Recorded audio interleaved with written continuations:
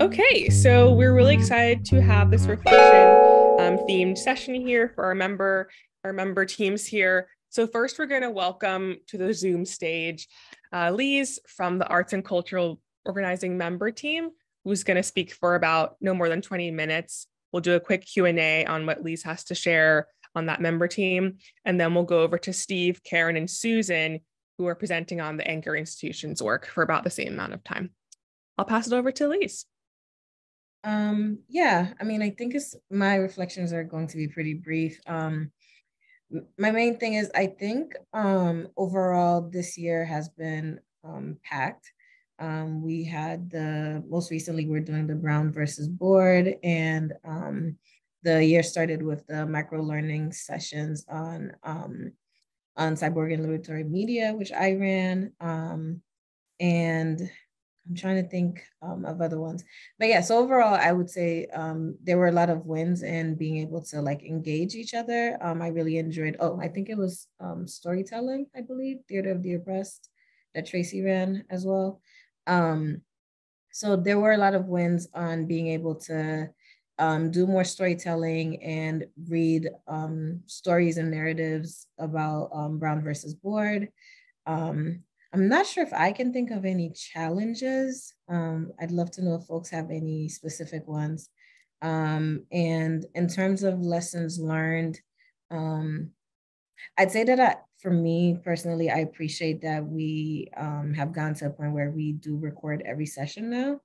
One of the things I know when we started the year, both recording and the note taking was more of a struggle, at least with the cyborg and liberatory media running those sessions.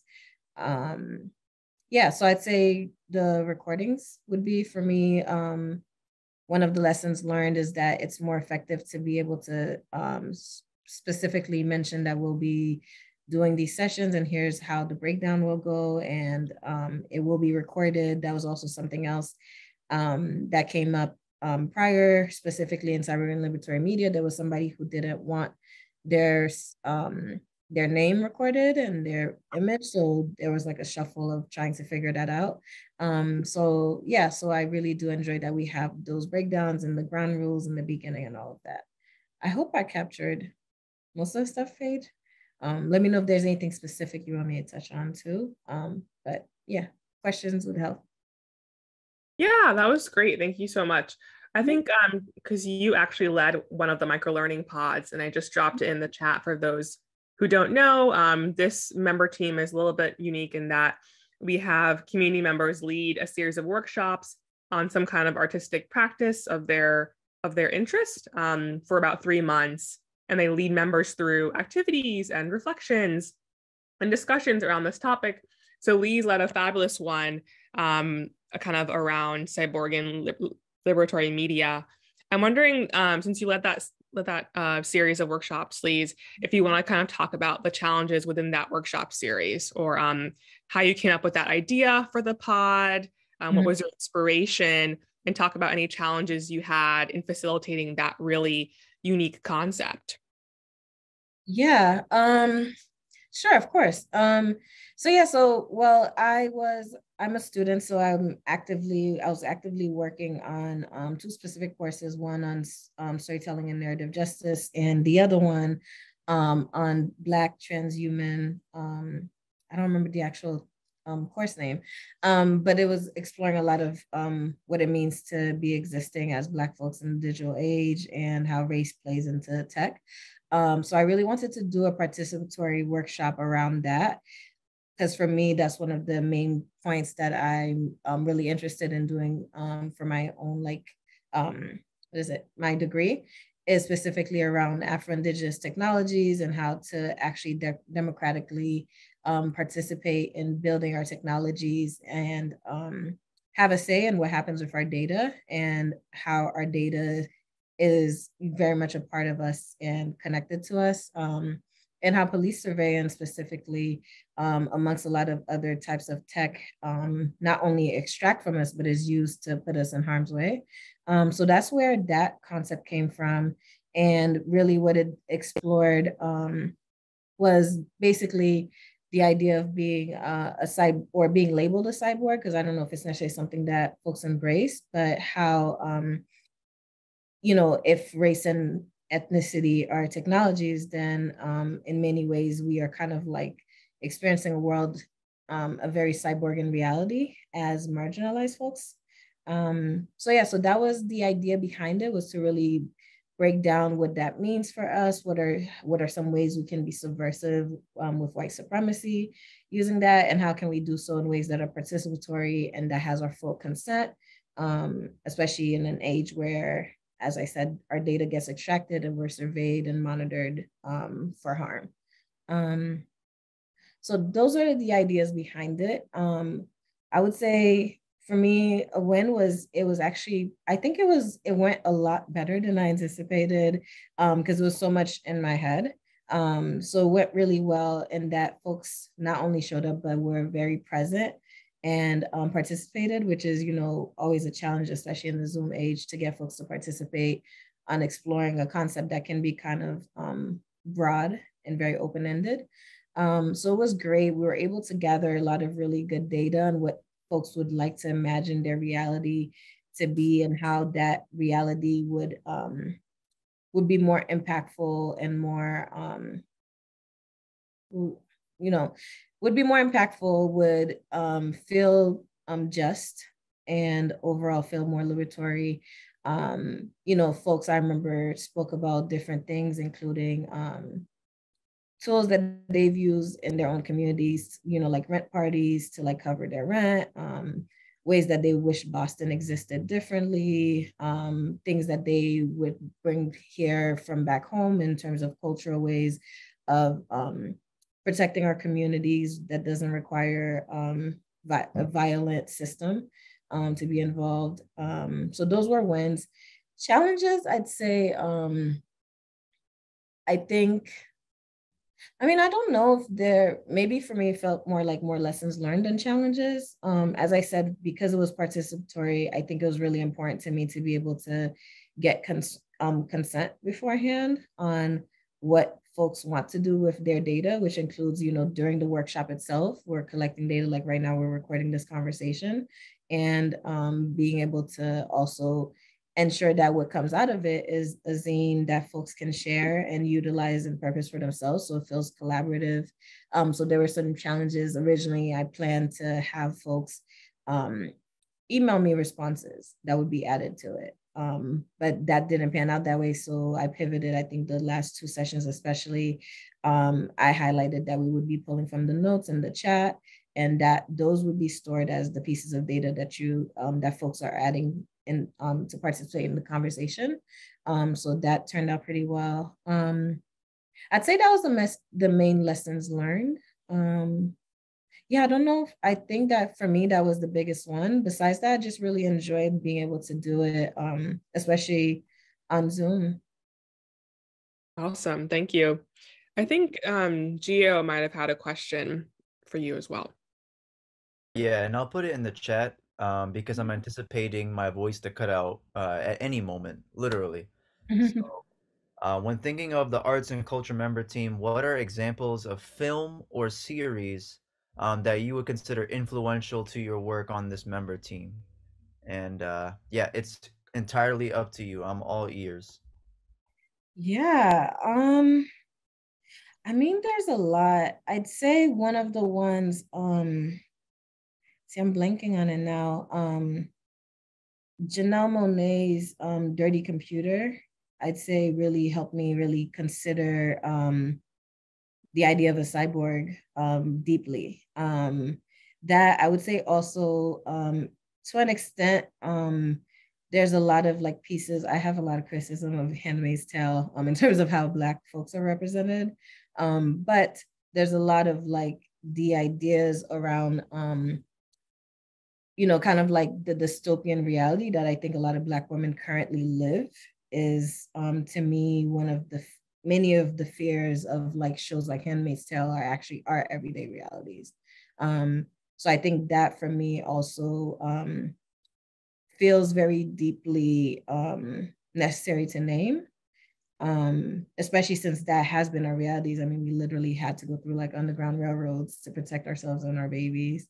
So I'd say that.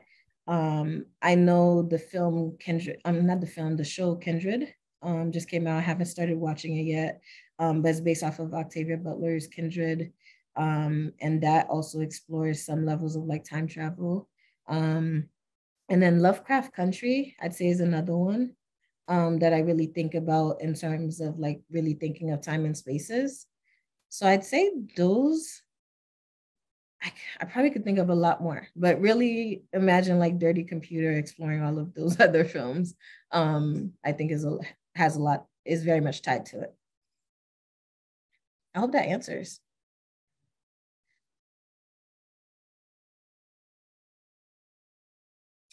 I feel like there was another one. I mean, I would also say, sorry, I'm gonna go back. This is not a film, but very much right now, Beyonce's Renaissance, I'd say, also really explores a lot of like similar themes as well. So I'm gonna put it out there. I do hope video footage comes with it too, and there'll be more film connected to it. But yeah. Thank you so much, and I definitely suggestions. Thank you.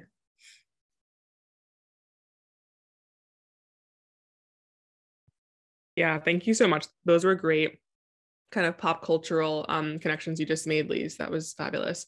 Yeah. Any more questions for Lise about the microlearning pod that Lise led, or arts and culture member team in general? I think we have time for one more question.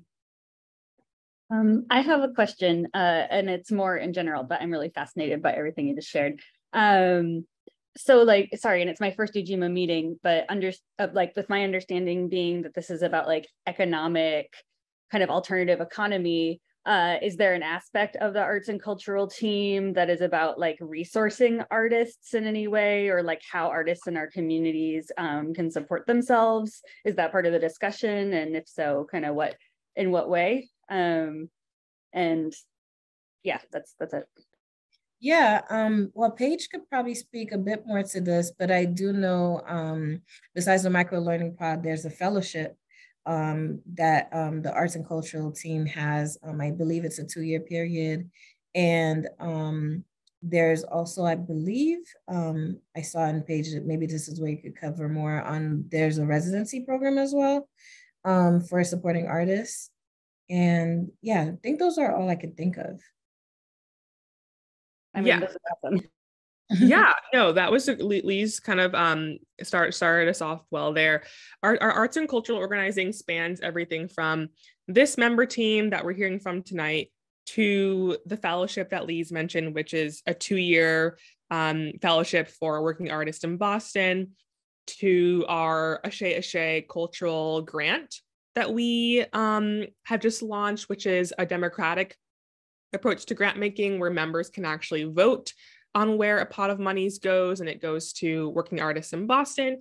So it is kind of a multi-pronged set of programming, but we do kind of overall do seek to support working artists in the city. Great question. Yeah, thanks for mentioning Ashe. I knew I missed something.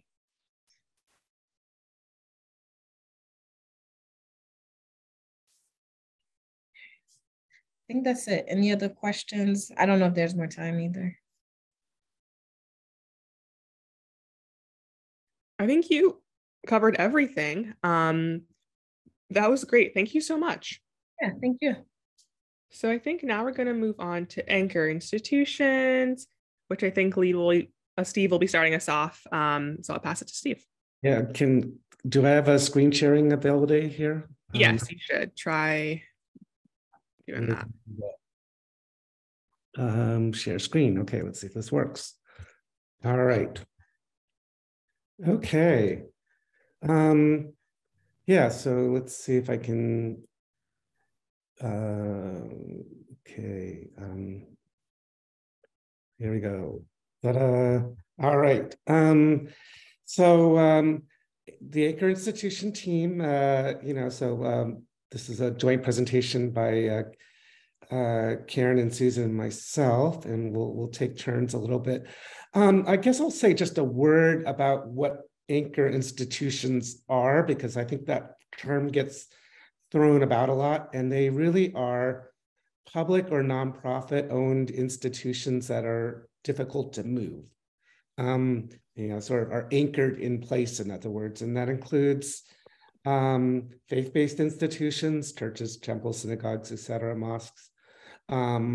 It includes universities, includes hospitals, includes cultural institutions like museums. And the anchor institution team tries to leverage those institutions that are actually responsible to us as public, whether they're public or nonprofit. That's kind of what those terms mean, but don't always act that way. So that's, and sometimes do. So we try to find coalitions amongst those that do, and sometimes advocacy among those that don't. So I'll pass it to the next slide. Karen, I think this is you. Okay, our wins had to do in a number of different areas. We had an intern who helped develop a spreadsheet of anchor contact information, including local churches. Trying to put a network together can be a challenge sometime, and so having an intern helped. We developed a faith-based liaison systems and had 2 gatherings with them. 2 have taken a leadership role on the anchor team, and the faith network is quite an integral part of our processes. We initiated a contact to get Ujima connected to the community health needs assessment process. I don't know as much about this as happened before I joined the anchor team. Can one of you, is this which community are we talking about here? The community health needs assessment process, that's a citywide process. Okay. And hospitals under federal law are required to invest in improving outcomes in communities. And this is where our pilot program came from? No. Sort of.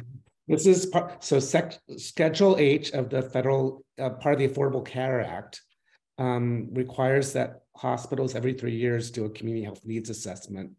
And this has helped finance businesses in Nubian Square, among other things.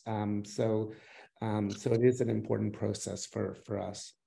Okay, thanks, Steve. I'm not as well versed in that area.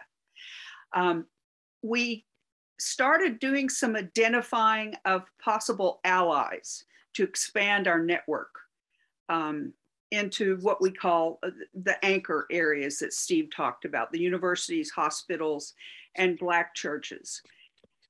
We're beginning to look at more effectively to liaise with the business support team. And in that manner, I'm both on the anchor team and also the liaison as a member of the business support team. So I'm working with both groups because we've got some resources in the anchor group that can really help support our alliance businesses. So we're looking at that part. Also, we want to reconnect with our faith-based network, which is what drew me to Ujima in the first place, through workshops, through my church and a group of churches in my faith-based network.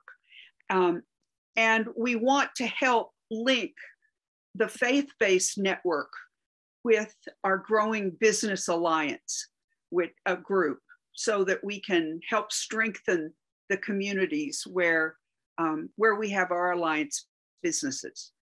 We also raised donations from Havrirat Shalom and St. Elizabeth's Episcopal Church, as well as a number of others in our fundraising phase of Ujima. Okay, let's see. So I'll talk a little bit about the pilot action group because I'm Ujima's liaison to that. Pilot stands for payment in lieu of taxes. And back in 2010, Mayor Menino at the time got the universities and hospitals and other nonprofit institutions with $15 million in assessed property or more. So that includes things like GBH and Museum of Fine Arts, for example, to make pilot payments, which would be 1/8 of what they would pay if they were for profit, and also to make community commitments of a similar amount.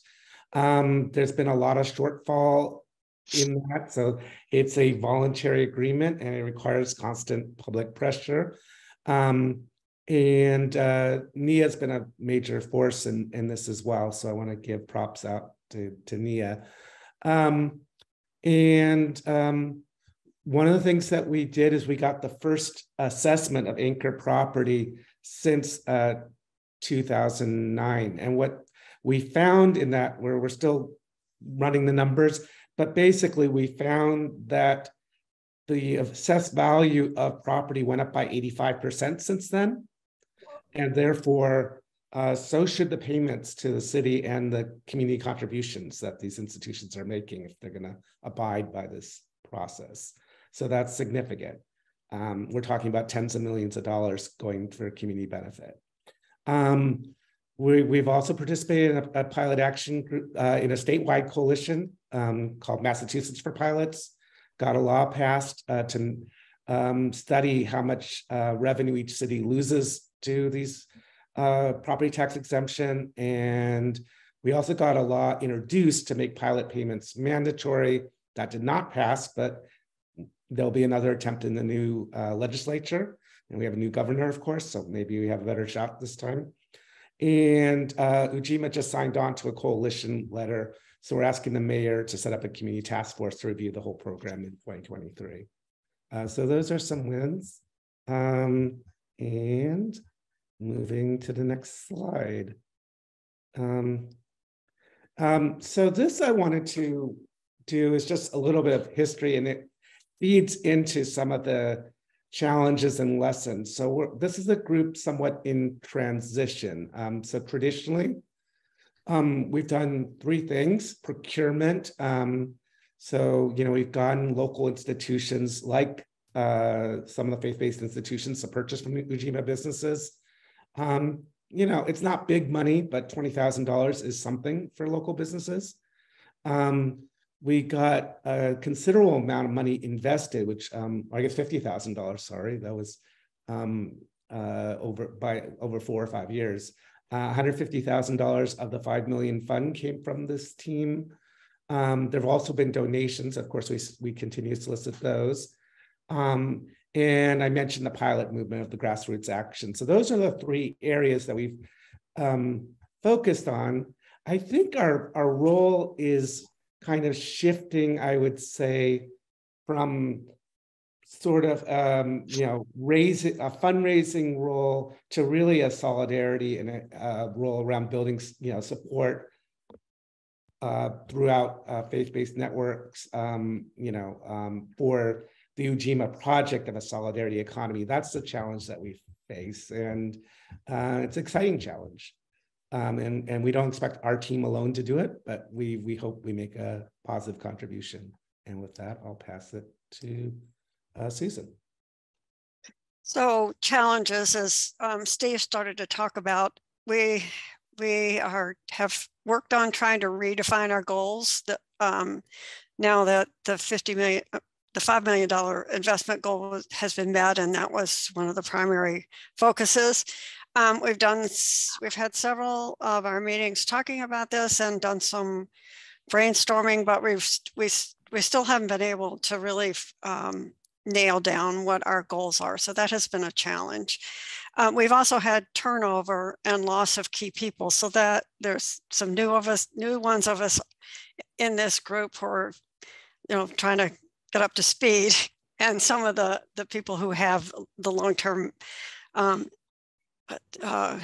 been with the anchor are no longer here. And then the other challenge that we have faced is that the member team and the FACE network doesn't really reflect the BIPOC communities and the neighborhoods that Ujima is centered in. And we have discussed that also so many times.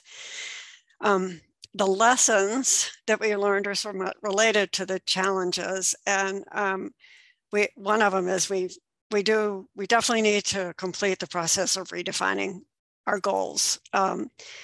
And we feel like we need to focus more on the onboarding and orientation materials that to attract and sustain new members, so that new members can more quickly pick up what has been happening in the past and catch on to the lingo, et cetera. So we think we'll be focusing on that some this year. And then in response to one of the challenges, we also feel like we need to grow our team, and we'd like to prioritize members of color, the poor and working class members, and those living in the core Ujima neighborhoods. So those have been some of our challenges and some of the lessons, or really going forward, what we're thinking about.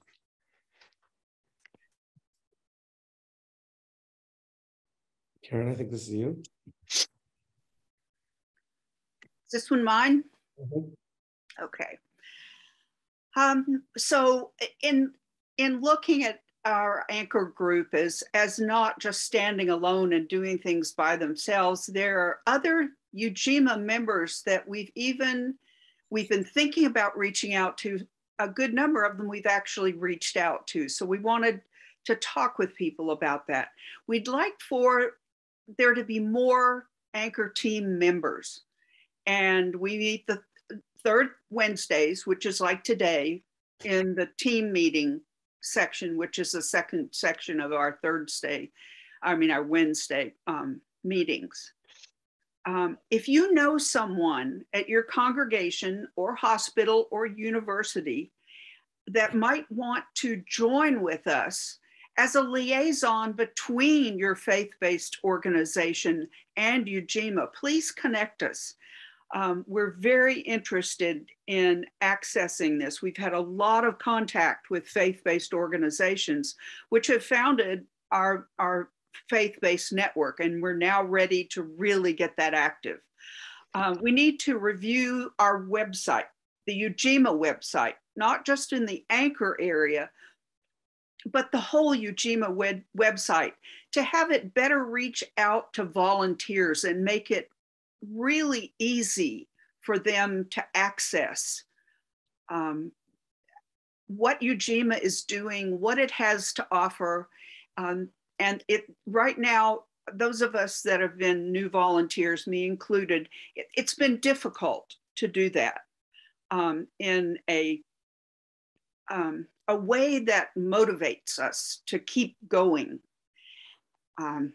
So that's another one of our asks is, for those of you that have ideas about that, please float them into the greater Ujima way of doing things, and you can talk with us at the anchor group as well. And also, to flip the coin, are there ways that we, the anchor group, with all of our things we've got going on, are there ways that we can support your team? Please let us know. Reach out to any of us that you know, or to those that you don't know. Send us a message, and if nothing else, get with some of the staff and say, who should I talk to? But reach out. We'd be more than happy to collaborate with you. Great, and I think that wraps it up. The last slide is just a thank you slide, and I'll stop the screen share and we all look forward to your questions and whatever conversation we can have. Great, thank you so much. Are there any questions for the anchor team? Or any further reflections?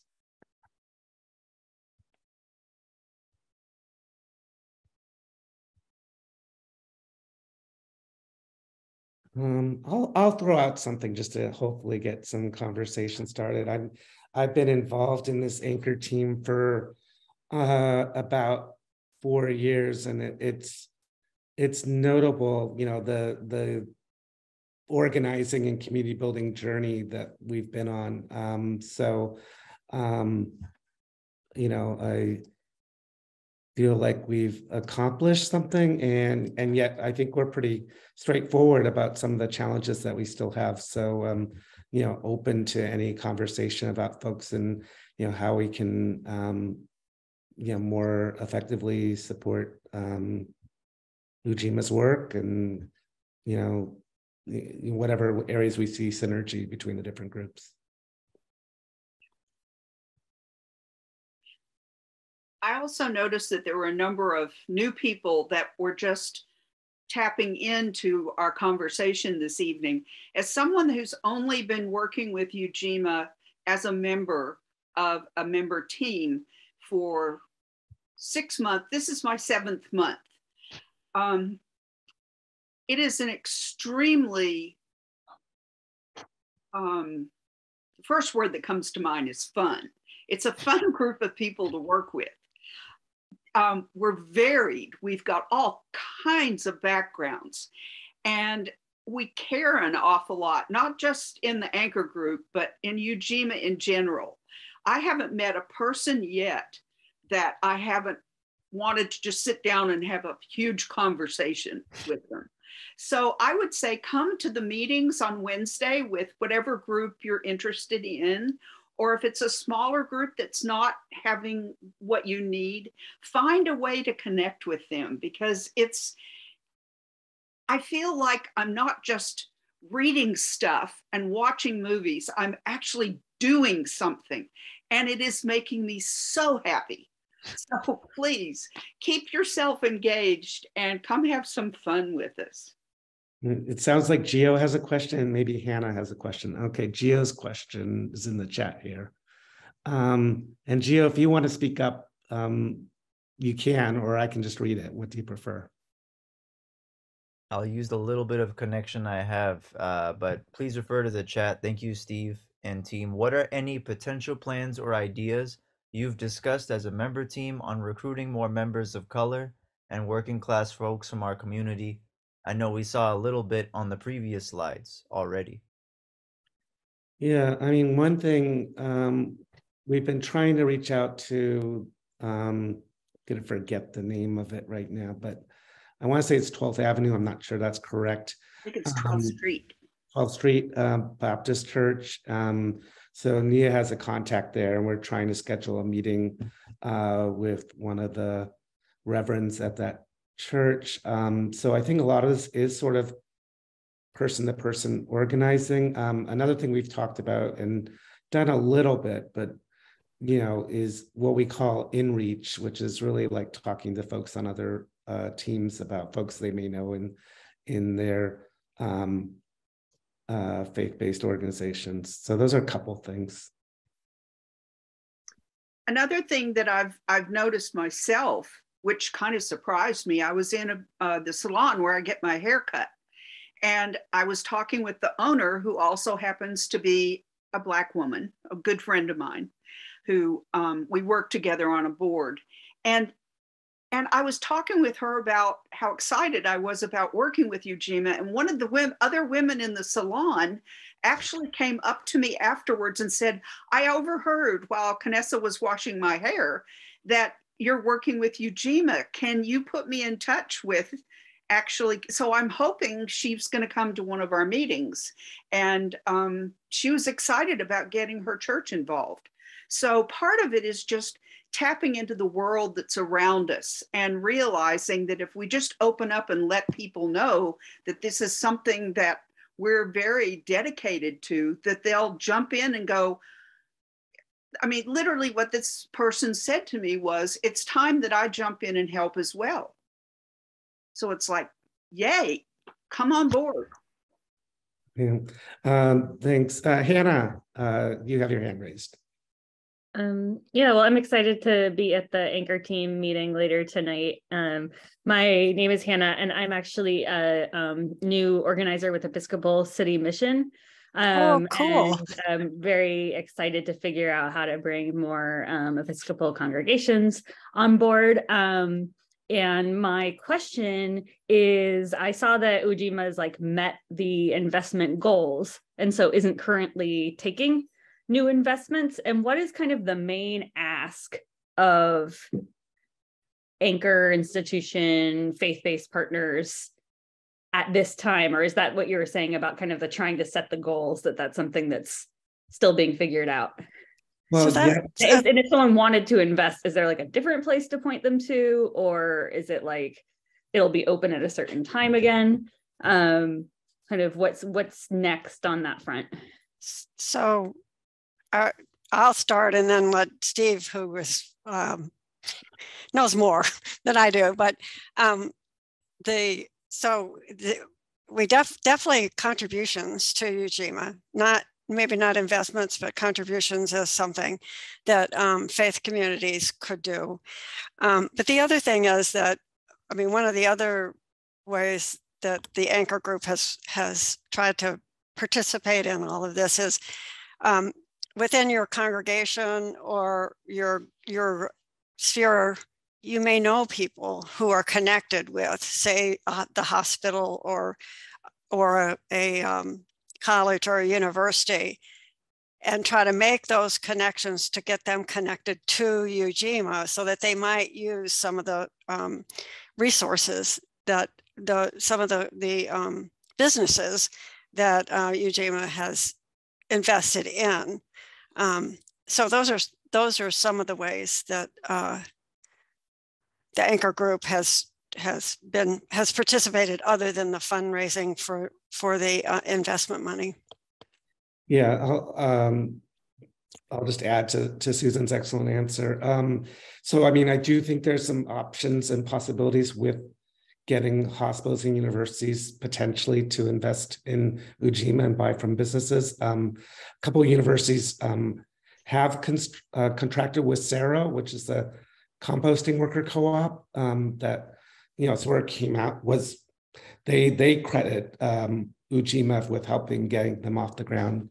The other thing is, I think there's sort of a shift, and this is like a mindset shift from like, a charity ask, write a check or what have you, to really building relationships of solidarity and movement building. So I think that's like the other piece of it. Like, can we create a broader community that shares Ujima's vision of a Black-owned economy, of a solidarity economy that actually works for all?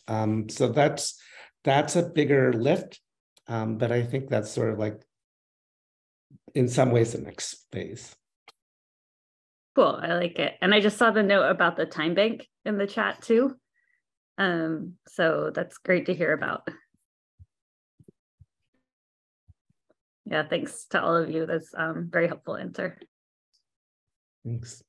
One of the things that I'm focused on in my liaison role between the business support group, which supports the businesses that are in the alliance, and the faith-based network, is I would love to get communities the business alliance businesses connected with people within a supportive faith-based network that would help support some of their needs. And some of the needs of small businesses aren't the kinds of things that cost money. I had a woman from a minority business ask me, how do I go about, just because we were talking for some reason. And she said, how do I go about not working on Sunday? I really want to go back to teaching Sunday school and dedicating time to my church. And so she and I talked over some tapas one afternoon about how she possibly could do this without driving customers away and just slamming the door shut, and doing it and just saying, oh, well, she doesn't really have time at that time on Sunday morning. How about, and then offer a couple of other times and sort of wean her customer base off of that. And it has made her so happy. And it's just little things like that people also just getting to know your community.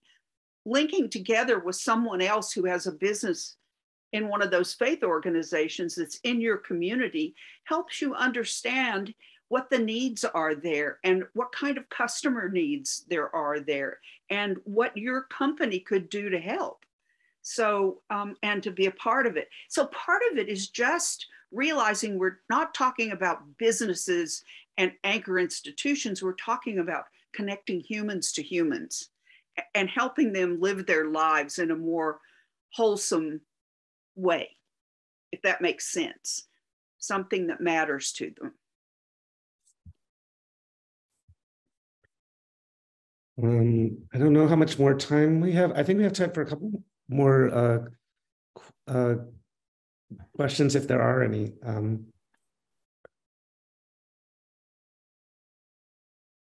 We really also need more members in the business support group because it again is being reborn. It's like the phoenix coming out of the ashes. And the thing is right now, and as far as the non-staff members, I are it. So I would love to have other people that love working with businesses to come join me in it, because I've got to tell you, we had a meeting, an event with our Alliance business owners. I had so much fun. I mean, there was more laughter. It was just fantastic. And the staff did a phenomenal job at running this wonderful interactive session. So it's also fun. So that could be something that might motivate someone. Indeed. Well, I want to give a shout out to the Ujima staff team who supported us all along the way. So thanks very much. I don't know, any other last comments or questions for us?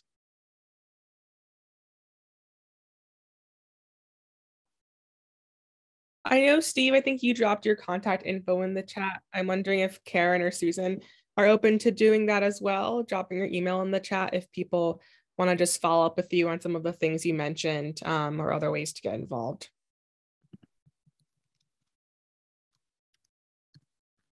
But that was really great. Yeah, I learned so much about the Anchor team tonight. So really appreciated the candor and the well thought out presentation.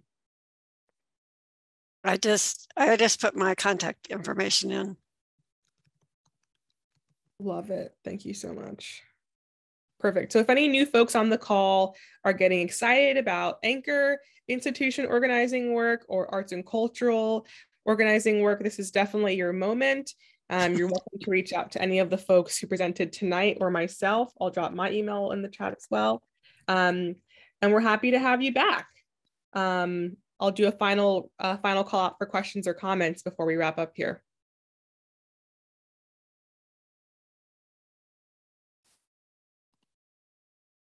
Yeah, thanks. And it was great to be paired with Lisa. That was an amazing cultural presentation earlier. So yeah. Beautiful.